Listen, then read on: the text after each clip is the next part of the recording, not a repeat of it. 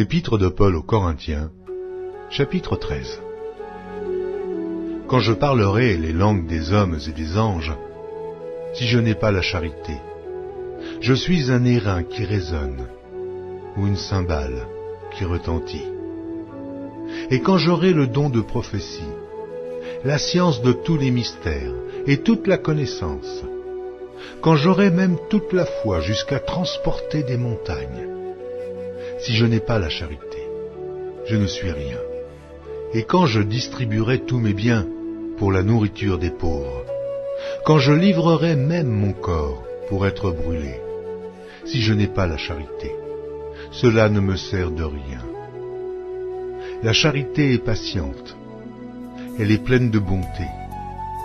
La charité n'est point envieuse. La charité ne se vante point. Elle ne s'enfle point d'orgueil. Elle ne fait rien de malhonnête. Elle ne cherche point son intérêt. Elle ne s'irrite point. Elle ne soupçonne point le mal.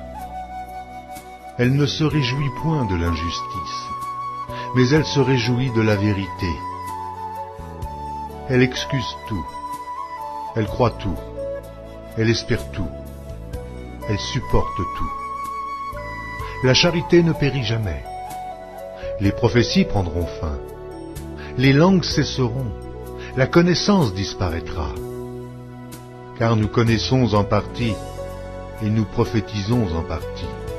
Mais quand ce qui est parfait sera venu, ce qui est partiel disparaîtra. Lorsque j'étais enfant, je parlais comme un enfant. Je pensais comme un enfant. Je raisonnais comme un enfant. Lorsque je suis devenu homme, j'ai fait disparaître ce qui était de l'enfant. Aujourd'hui, nous voyons au moyen d'un miroir, d'une manière obscure. Mais alors nous verrons face à face.